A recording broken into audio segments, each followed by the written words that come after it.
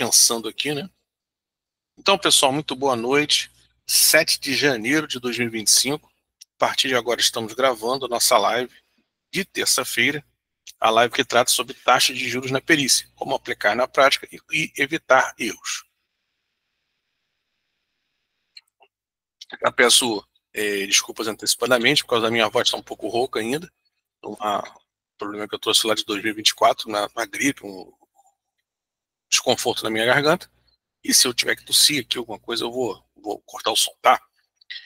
Pessoal, como é que assim surgiu a necessidade dessa live aqui? Essa live surgiu pela necessidade do pessoal que está, principalmente os iniciantes, tem na análise daqueles contratos. Na hora que chega o contrato, aí ele tem duas taxas, a taxa nominal, a taxa efetiva, aí surge aquela dúvida, qual irei utilizar? Taxa nominal, taxa efetiva. Tá, então, dessa forma, a gente trouxe, condensou também, né, algumas outras dúvidas recorrentes, como taxa de juros abusivo, quando não é, se eu devo, atuando como perito do juízo, se eu devo calcular ou não. Por exemplo, também a gente colocou aqui umas outras dúvidas que são recorrentes, da questão da capitalização diária. Agora, como é que ficou o anatocismo, né, depois da lei lá de junho do ano passado, da 14.905. Então, assim, procurei condensar alguns assuntos, mas mesmo assim, a gente não vai chegar, acredito que a gente não vai chegar a 1 hora, né, que é o normal da nossa live de terça-feira. Beleza, pessoal? Então, vamos lá, vamos seguindo aqui. Então, o que nós temos aqui? O que são taxas de juros, né? Principalmente entender do que está sendo falado. Taxa de juros é uma mensuração da remuneração que será paga, tratando-se de juros remuneratórios, sobre um capital emprestado, sobre determinado tempo, sobre determinadas condições, nos produtos, né, financeiros, produtos bancários. Basicamente isso. A gente pode ter taxa de juros expressa, a gente vai entrar, já entrando aqui, né, no outro assunto, ao dia, ao mês, ao ano, ao bimestre, ao trimestre, sendo que as mais comuns são ao mês e ao ano, as taxas como a gente normalmente trabalha. Taxas ao dia, ela tem uma diferençazinha, que ela tem que ser explicitamente prevista, tá? Muito claro aquilo ali no contrato, né? Do banco, da financeira, do banco, de quem quer que seja, com o cliente. Tem que estar escrito, por exemplo, que se houver um feriado, ou for um dia não útil, o vencimento será postecipado e vai ter ali aquela diferençazinha do cálculo dos juros, enfim, uma série de previsões, o que geralmente não acontece. Aí a gente já tratou aqui em outra live, né, também o pessoal da mentoria, a gente já passou sobre isso. O que eu faço se eu, na condição de perito do juízo, aparecer um contrato dessa forma, em que há previsão de uma capitalização diária, mas eu não tenho isso escrito em contrato. Não, aliás, eu não tenho escrito em lugar nenhum. Eu tenho, às vezes, apenas uma observação no quadro geral das condições de financiamento, dizendo que a capitalização é diária. Ao invés de me dar o prazo, por exemplo, em meses, ele dá o prazo em dias. E disse que, olha, só por causa disso é capitalização diária. Ora, pessoal, a gente sabe que o banco faz isso, né? Os bancos fazem isso para aumentar a sua receita com juros. Então, a gente, na condição de período de juízo, a gente não está tomando partido de ninguém, a gente vai calcular pelo que está no contrato. E pelo que está no contrato, trabalhando-se com parcelas fixas, a gente pode afirmar, tecnicamente, pelo que está escrito nos livros de matemática financeira, que trata-se de tabela price. E não essa criatividade, né? Vamos colocar dessa forma, que os bancos criaram para utilizar essa série não periódica. Beleza, pessoal? Então, taxa de juros a gente tem que entender como aquilo que vai ser remunerado, tratando-se de juros remuneratórios, para o detentor do dinheiro, dono do dinheiro. Tem também, pessoal, a taxa de juros moratórios. A taxa de juros moratórios é a taxa de juros da punição, né, pela mora. A gente pode fazer uma analogia assim, pela demora no pagamento de uma obrigação. Por exemplo, o exemplo mais clássico de taxa de juros moratórios. Boleto. Todo mundo tem um boleto em casa, né? Recebe boleto de diversos serviços, streaming, clube, enfim, O que não falta é boleto, né? Todo mundo recebe mais boleto do que gostaria. Acredito assim. Ali, no próprio boleto, há instruções de como o banco, então o próprio caixa eletrônico aí, né, vai calcular a mora. Ou seja, for pagar após o vencimento. Estamos hoje no dia 7 de janeiro. Vamos supor que algum título venceu no dia 5. Dia 5 foi um feriado. Feriado não, se eu salvo engano, foi domingo. Então o vencimento foi ontem, dia 6 de janeiro. Então, não paguei ontem, hoje já tem ali alguma coisa de mora. Normalmente o do boleto é aquele 0,033333 ao dia, tá? Mas pode ser alguma coisa diferente. Aquele 0,3333 ali ao dia, pessoal, é para juros de mora de 1%, 1% ao mês.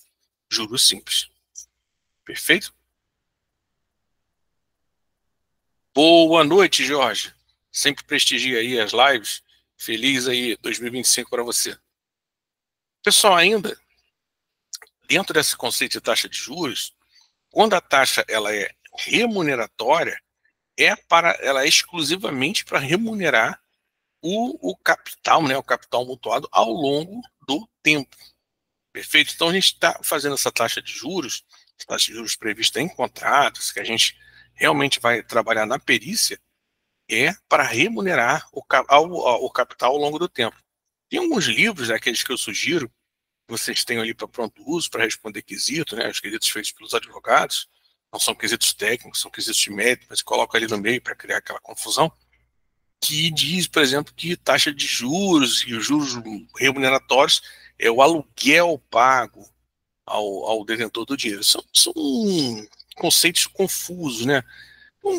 Vamos com aquele conceito ali simples, que ninguém contesta. Vai lá no livro do Vieira Sobrinho ou do Assaf Neto, escolhe um desses dois. Copia o que está escrito sobre juros remuneratórios e faz um PDF, né, recorta, cola ali, faz a citação acadêmica, que não tem advogado que vá perturbar você depois, querendo algum tipo de explicação. Por quê? Porque aquilo ali é o conceito do livro, tá? Então, ninguém vai discutir com o livro que é referência no assunto. Perfeito, pessoal? Então, quando a gente falar de taxa de juros remuneratórios, é para remunerar o capital ao longo do tempo. A atividade do banco é justamente essa: emprestar dinheiro a juros, tá? Captar dinheiro e emprestar dinheiro a juros. Feliz 2025, Jorge, que nesse ano a gente consiga fazer várias lives, vários bate-papos aí.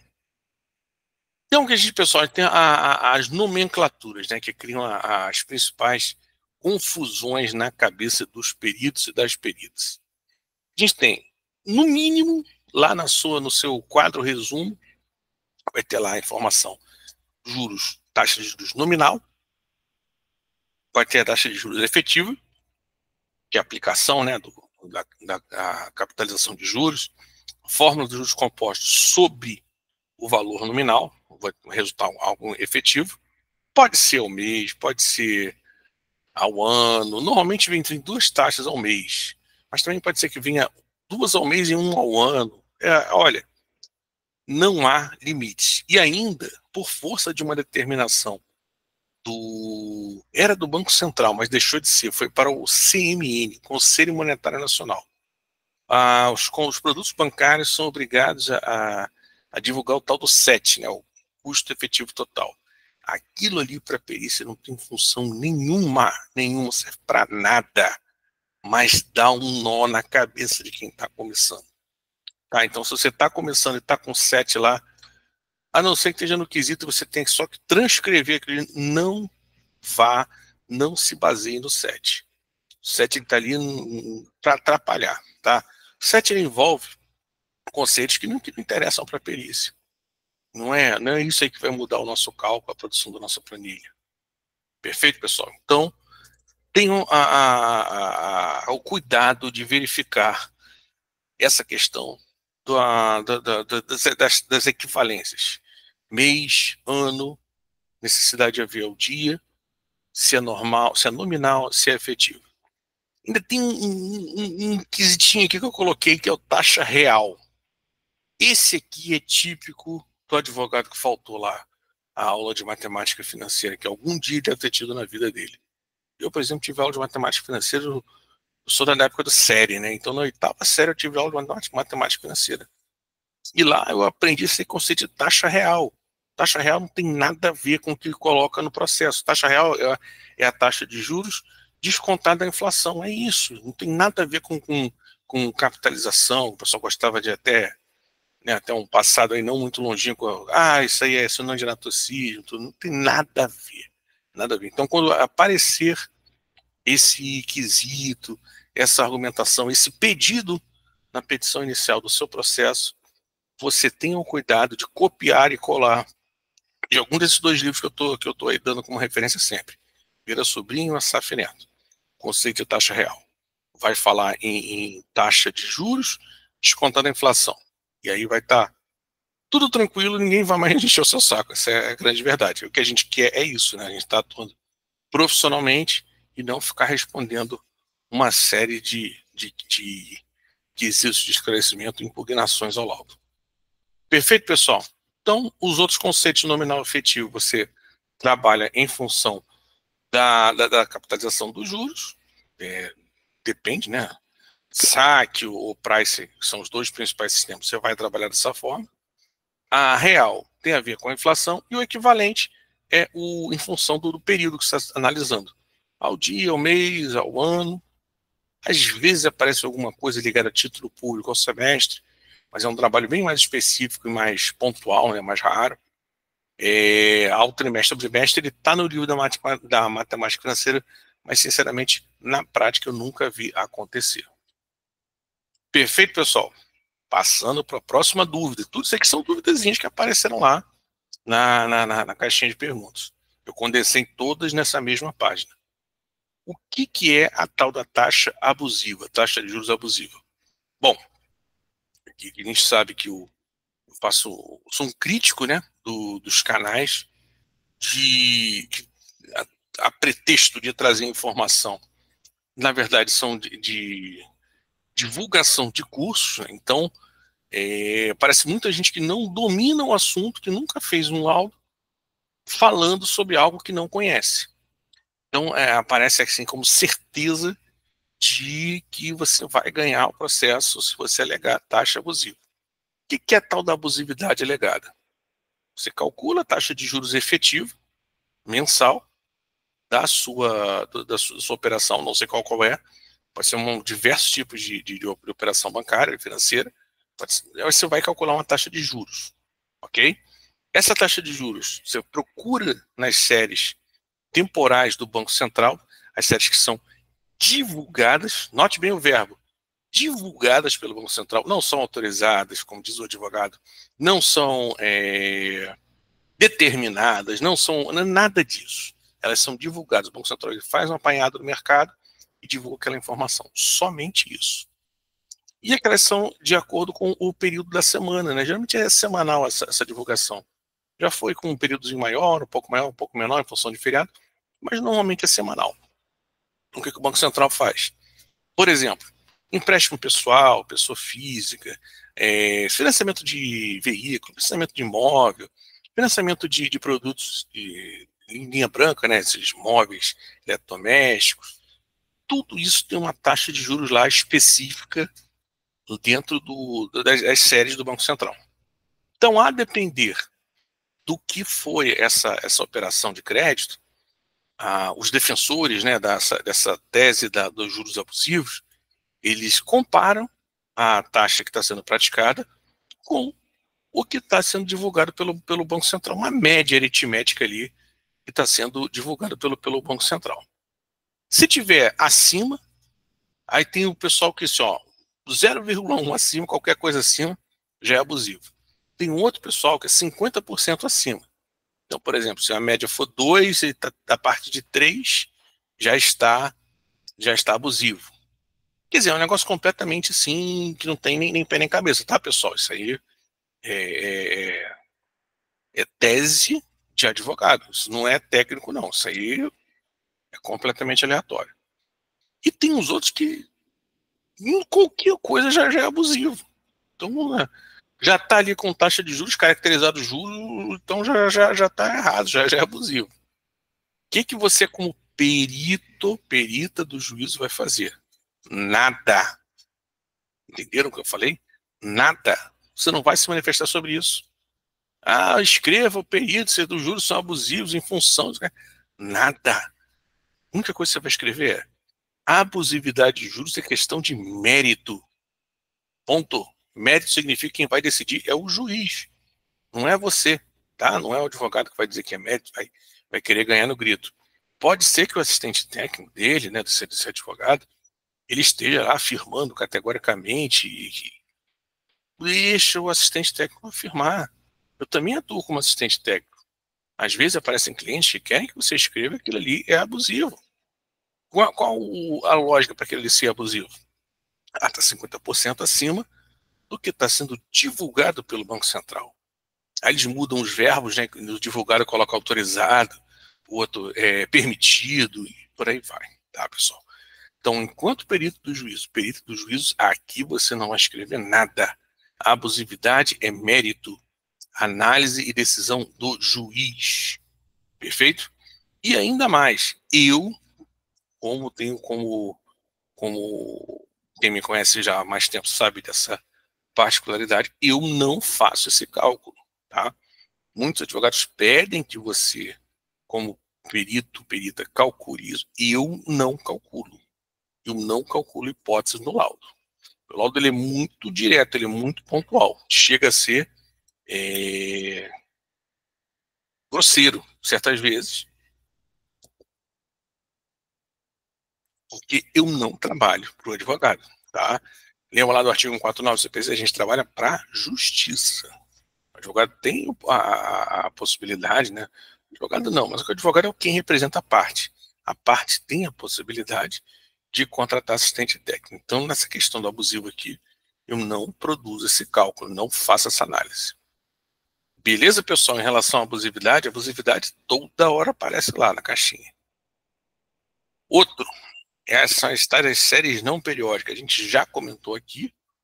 O problema dessas séries não periódicas técnicas é que, como muda o período que você está analisando, você tem o mês de 30, de 31, você tem o vencimento, às vezes, como foi no caso agora de janeiro, né? Um vencimento dia 5, que cai no domingo, então passa para mais um dia, além de dezembro ter tido 31 dias, então passa para 32, é uma certa confusão aí que causa essas séries não periódicas, né? A capitalização diária. Como já dito aqui, pessoal, nesse caso, deixa muito bem escrito lá na sua metodologia que você está utilizando a prazo por não haver previsão contratual expressa, né, explícita, algo bem claro sobre a utilização das séries não periódicas. Pessoal, a gente já fez aqui uma live de séries não periódicas, se eu olhar aí no histórico, se não me engano, foi por volta de setembro, outubro, tá? A gente fez o cálculo aqui, bonitinho, de um financiamento que era para ser não periódico, mas foi pela prazo. Você fazia o cálculo pela não periódico, você achava o valor que a instituição financeira estava utilizando, você fazia o cálculo pela prazo, você achava um valor menor.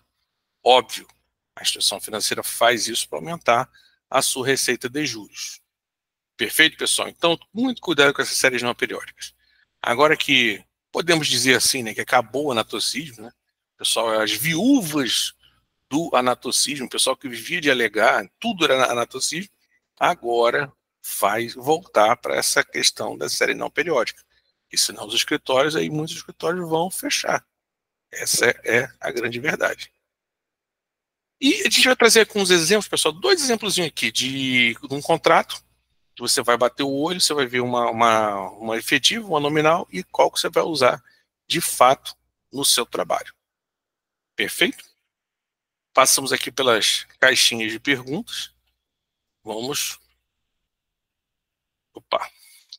Então, nos cálculos de juros, né, aplicando as taxas de juros, nós temos, isso aqui é assunto, qualquer curso de matemática financeira começa com isso, né? Então não vale a pena se alongar nisso, mas apenas citar.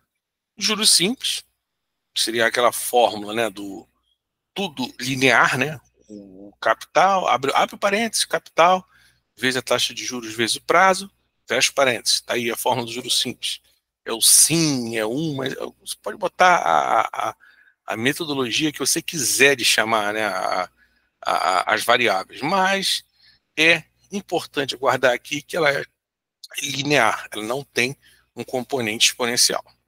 E os juros compostos, que tem a fórmula com componente exponencial. É o nzinho lá, né, o elevado. A diferença é que no juros simples, você está calculando sobre sempre os juros, né, a taxa de juros, ela incide sempre na mesma base de cálculo, aquela base de cálculo lá do início. Composta, a base de cálculo ela vai mudando, é sempre o último valor encontrado no período anterior. Então, você está incorporando juros ao saldo devedor e calculando novos juros em cima.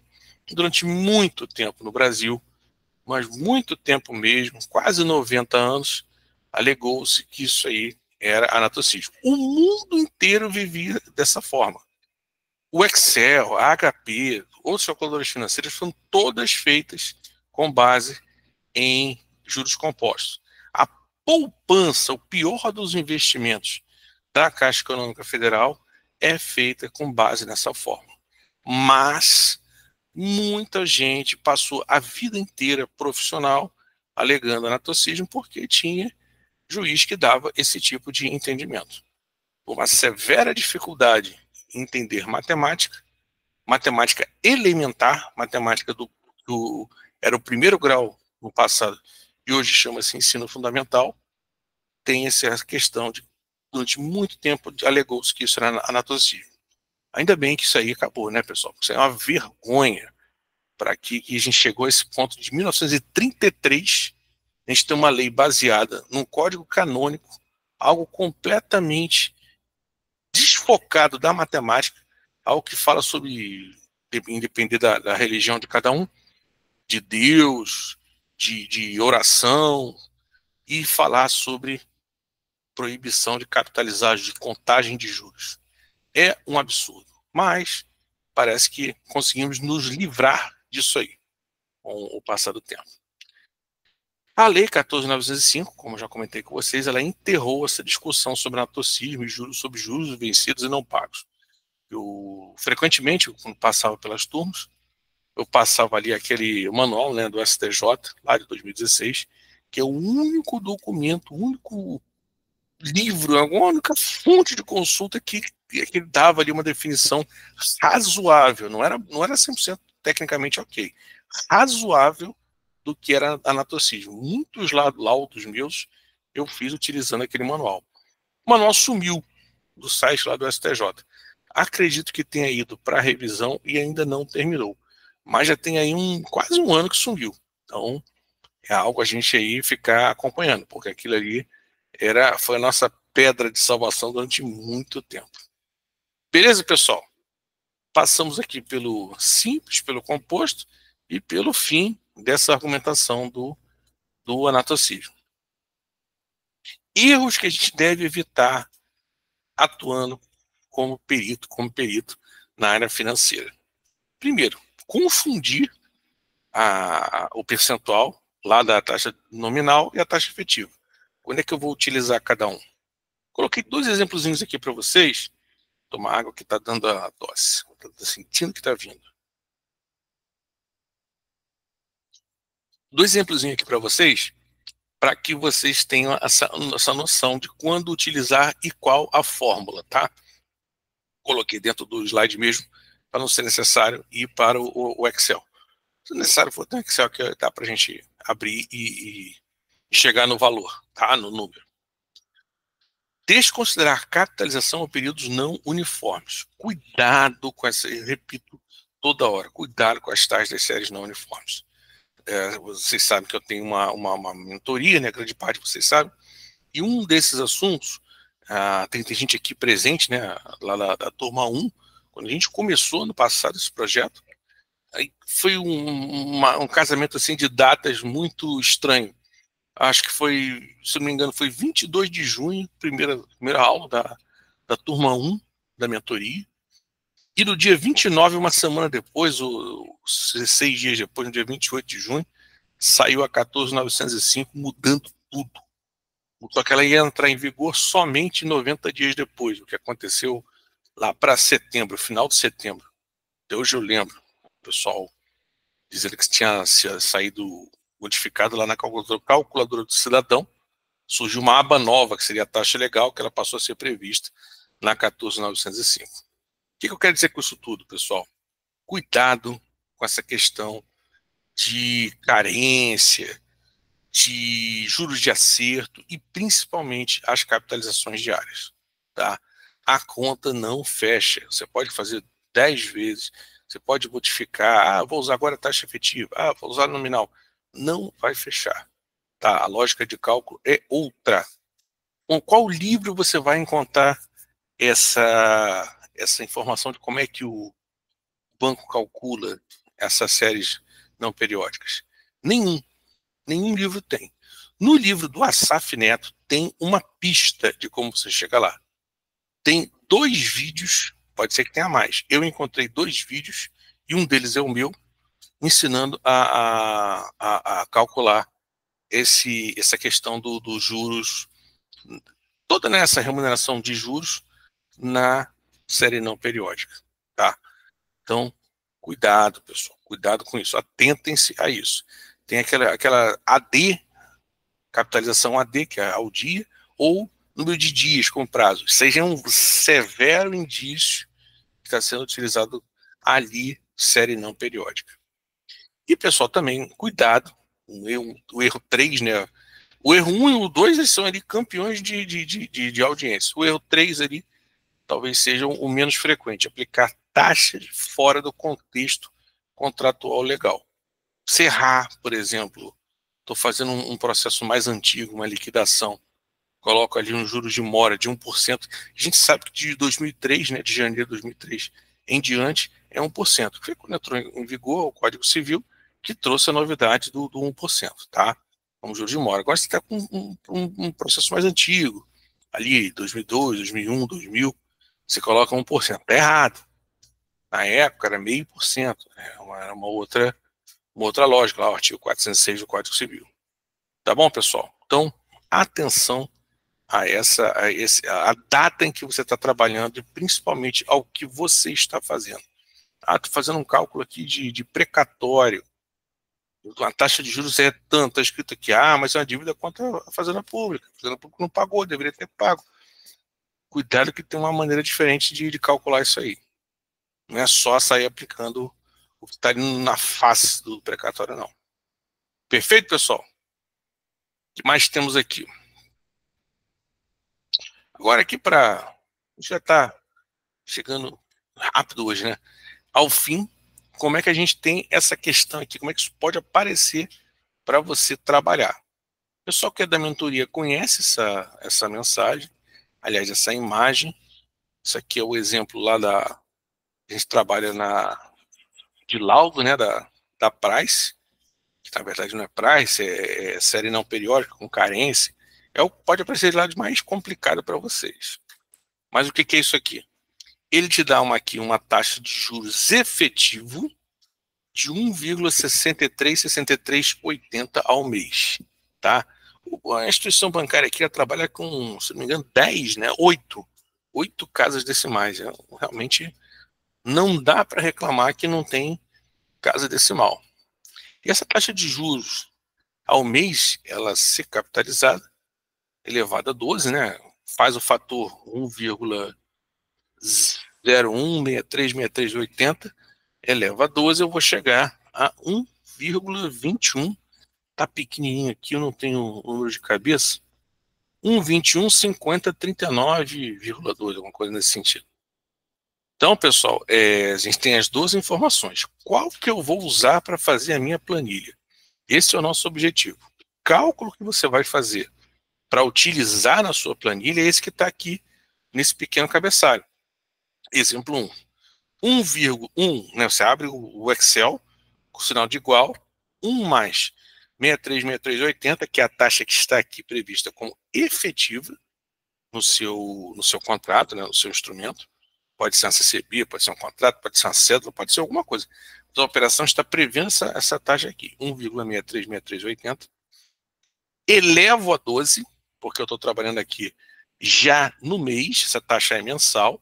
elevo para 12 meses e vou chegar na taxa anual efetiva, que é 1,215039. Vocês repararem, vai praticamente coincidir aqui com o valor que está aqui na própria cédula, né? Um detalhezinho aqui de casa decimal, que eu só trabalho com 6 casas, vocês sabem que eu trabalho com 6 casas, e o banco trabalha com 8 casas. Como é que eu vou chegar no valor que eu vou utilizar no meu cálculo, né, na minha planilha? Ora, aqui já está dado. Aqui a gente já tem efetiva mensal. Você vai trabalhar com efetiva mensal. Tem efetiva mensal já aqui. Não preciso calcular nada. Tá? Eu vou achar que eu vou trabalhar com 163,63,80. Acabou. Vou fazer a price, que nesse caso específico, você vai ter que ter um cálculo ainda de carência, tudo, mas não é o caso para o que a gente está falando aqui hoje. Estou falando no caso prático daqui. E você vai trabalhar com essa taxa aqui, 163,63,80. Tudo bem, pessoal? Tranquilo? Aqui já veio dado. Aqui já veio dado. O que não acontece, por exemplo, no segundo caso, que é um financiamento da Caixa habitacional. Percebam. A gente tem aquele quadro, né? Aquele quadro resumo da operação de financiamento. E a gente vai ter duas informações. Ó. Item 9 está pelo meio aqui, embaixo de saque, A, mais para a direita.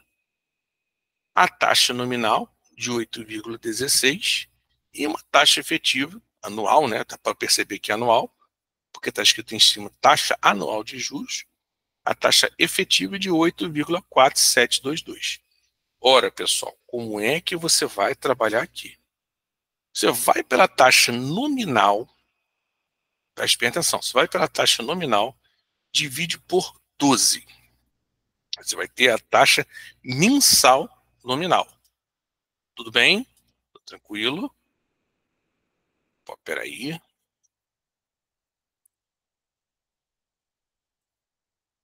Divide por 12. Vou achar a minha taxa mensal nominal. Faço a mesma operação que a gente fez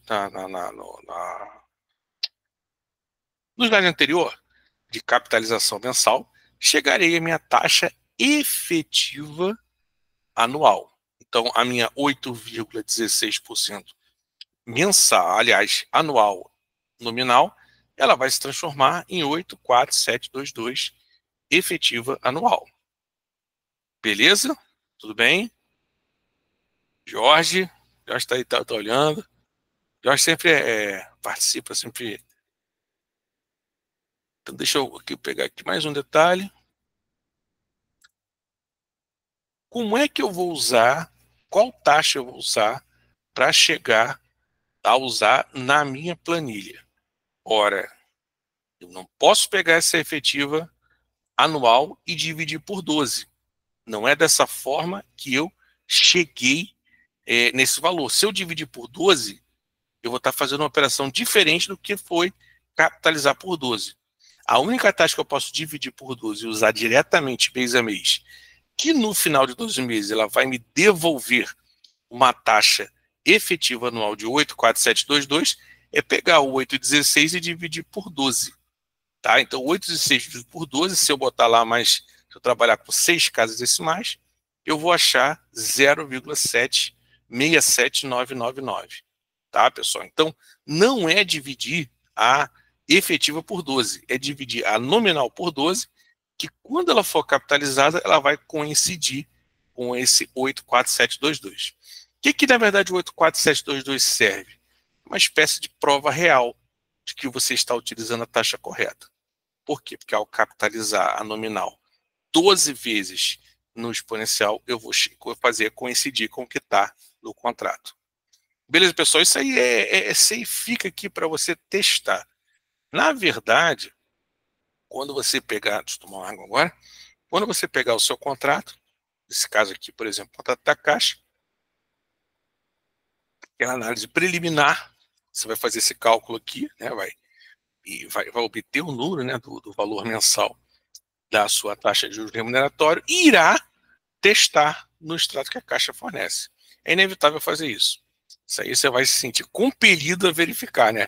Vamos ver se o juros está batendo, pelo menos. É normalmente o que todo mundo faz.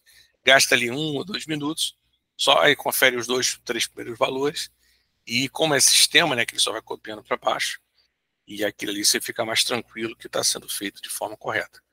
Vou adiantar para vocês que no caso específico de sistema financeiro da habitação, raramente aparece erro, tá, pessoal? Raramente. Nos últimos 6 ou 7 anos, eu não vi um sistema de financeiro da habitação ter algum tipo de problema. Estamos em 25, 7 anos, 2018. Pode botar mais tempo aí, pode botar uns 10 anos que eu não tenho visto sistema financeiro da habitação dar problema. Normalmente eles estão equilibrados. Perfeito? Dessa forma, já passamos aqui. E, pessoal, estamos encerrando aqui nosso assunto. Gostaria de fazer só aquele pequena chamada que essa semana vamos ter a abertura, né, de vagas na mentoria Premium, na mentoria de perícia financeira. Quem tiver interesse, vai lá na bio. Quinta-feira a gente vai ter o lançamento com o cupom de desconto. Só quinta-feira, de 9 da manhã às 9 da noite. Passa lá, não perca a oportunidade. Tem gente aqui, né, assistindo a live que já fez. Acredito que as pessoas tenham gostado. O feedback que eu recebi é que foi útil para a atividade das pessoas. Estou já na turma 8, se eu não me engano. Já estamos aqui na turma 8. E a ideia é levar esse conteúdo para mais gente, para que mais pessoas possam atuar na perícia financeira. Olha o pessoal se manifestando aí. Muito obrigado. Tá bom, pessoal? Posso esclarecer alguma coisa, trazer algum esclarecimento nessa primeira live do ano, nossa primeira conversa, nosso primeiro bate-papo das terças-feiras sobre taxa de juros, algum outro assunto? Então, deixa eu encerrar aqui a gravação, que fica mais leve